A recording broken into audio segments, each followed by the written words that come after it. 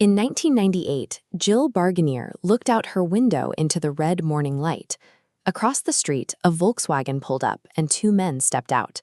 The next day, Jill failed to identify the suspect, Charles Flores, in a photo lineup. He didn't match her memory at all. He was Hispanic with short hair, while she remembered two white men with long hair. Yet 13 months later, Jill sat in a courtroom and pointed directly at Flores with total certainty. On the strength of her word alone, he was sentenced to death. The change in her testimony was the result of a controversial police intervention. Between her initial failure and the trial, investigators had Jill undergo forensic hypnosis. Pop culture often frames hypnosis as an external force that can steal your free will, like a villain swinging a red pendulum. In reality, hypnosis cannot override your moral code. It is impossible to hypnotize an honest person into committing murder or intentionally perjuring themselves. If mind control is a myth, we're left with a grounded biological question. Something happened to Jill's brain during that session that caused an honest woman to provide a fatal, false identification. The American Psychological Association defines hypnosis as a state of hyper-focused attention. As the brain narrows its field of view, it enters a condition of extreme suggestibility. Stanford University brain scans show three distinct changes. First, activity in the attention and worry center dims. Next, the brain's connection to the body intensifies. Finally, the self-reflection network, which analyzes our own thoughts, stops communicating with the rest of the brain. This neurological shift isn't rare. You experience it when you get so lost in a movie that the theater disappears, or during highway hypnosis, where you drive for miles without any conscious memory of the road. When the self-reflection and worry centers go offline, the brain stops vetting incoming information. It rolls out a red carpet for outside ideas, accepting them as absolute reality. This state of focus is powerful enough to block intense physical trauma.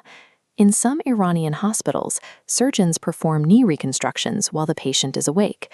They feel no pain while the doctor is drilling into bone because their mind is entirely occupied by a suggested image.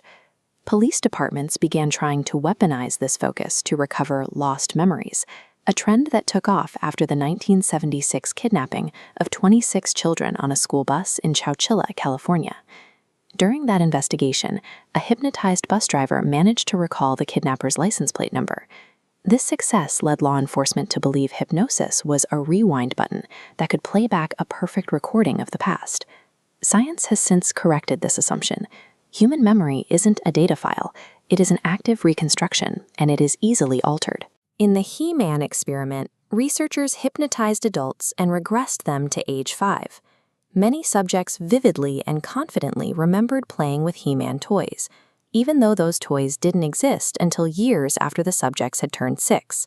Hypnosis provides no path to objective truth. Instead, it creates a state where the brain will confidently manufacture a memory just to satisfy the person asking the questions. This brings us back to Jill Barganier. She wasn't lying in court, nor was she a brainwashed puppet. She was a victim of her own suggestibility. Her memory was corrupted by an untrained officer. He led her hypnosis session by telling her to imagine she was watching her memories play out on a cinema screen. Because the officer repeatedly suggested the suspect had short hair, Jill's brain, operating without its self-reflection network, morphed her original memory to match the man the police already suspected. 27 states have now banned forensic hypnosis, yet Charles Flores remains on death row.